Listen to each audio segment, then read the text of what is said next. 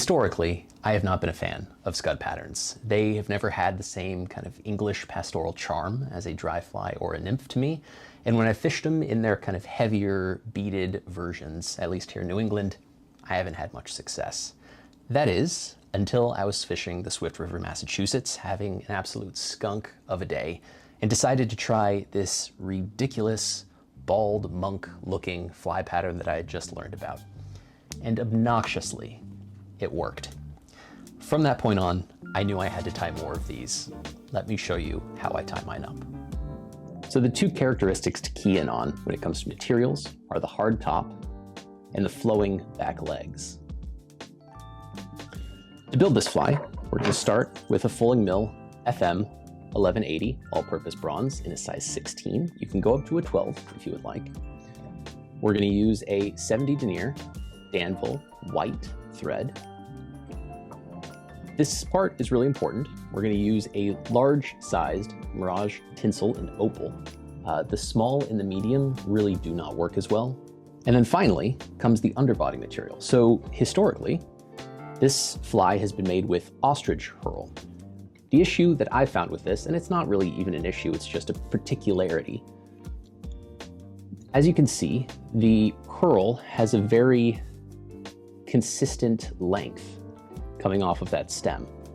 Instead, because the scuds that I've observed tend to have more legs in the back, especially as they swim, and you can see reflected in this fly pattern how it has a really nice angle, shorter on the front, longer in the back, I actually found that a Marabou feather works a little bit better.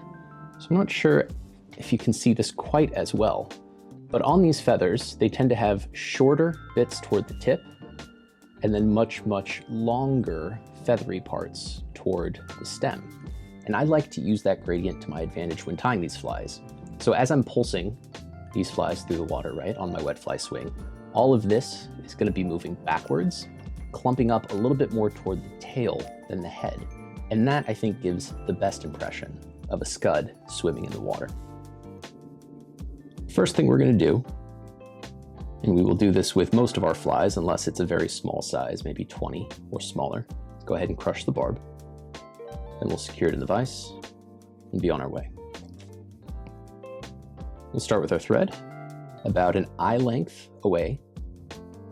We'll secure that in, trim off the excess.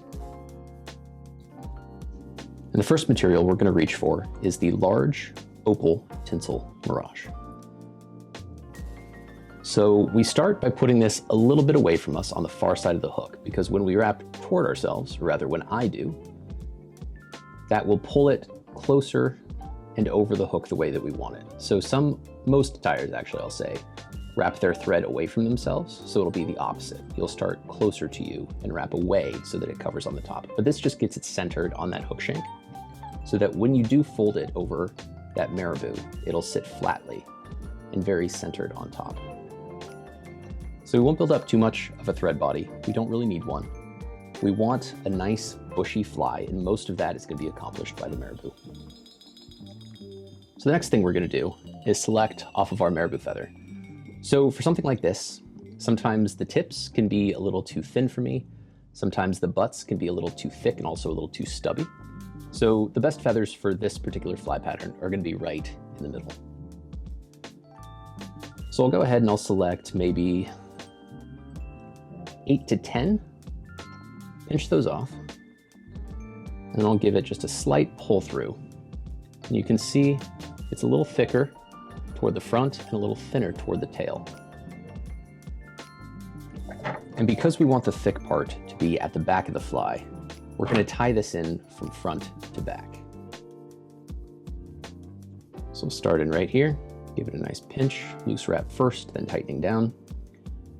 And we'll wrap this all the way to where we ended with our Mirage Tinsel, right about the start of the bend of the hook. We'll clean up a little bit. And then again, we want to leave roughly one hook eye in front. Because when we tie in all of these materials, especially the tinsel, it's going to take up quite a bit of bulk toward the front. And we're going to want to protect that hook eye so we can tie it on. So whenever you're handling this Marabou, You have to be very careful. It's very brittle, and the best way to try to protect against the breakage is going to be to twist it, which reinforces itself. Not a whole lot, but enough that you can work with the material. So I'm just going to wet my fingers. I'm going to go in here, pull and twist. You can see that twisting nicely. And then being exceptionally careful, I'm going to wrap this forward with my fingers.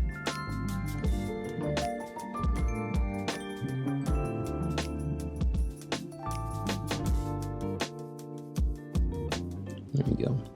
And as you wrap it forward, it'll come a little bit unwound in your hands, and that's to be expected, especially depending on the direction that you're wrapping.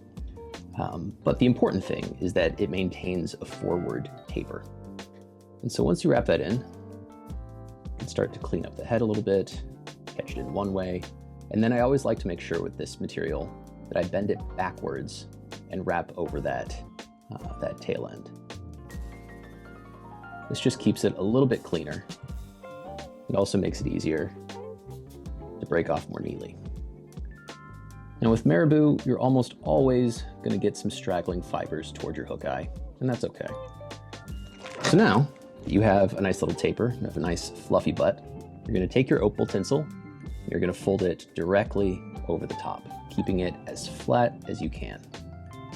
Now, you might go ahead and ruffle that Marabou a little bit with your fingers, and then work on drawing it back, just to make sure that you aren't trapping anything in a strange way. There we go. And once you're happy with how it's centered, you're gonna make 2 loose wraps with your thread while maintaining the tension with your offhand. And then you're really going to cinch this tight and finish the wraps by coming forward, bending it back, and then wrapping it back over itself. Just like so.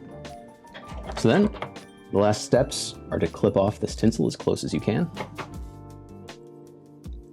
clean up the head as well as you would like, and then give it 2 3-turn whip finishes.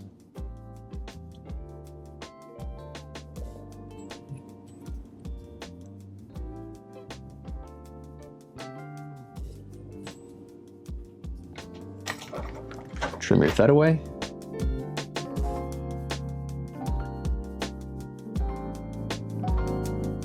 So it'll look a little crazy, right? Like an uncle with a bad haircut, but that's exactly what you're after with this fly.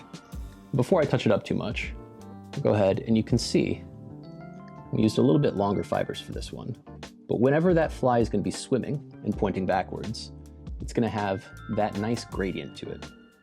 So it'll be a little shorter in the front and with this kind of flying V formation toward the back.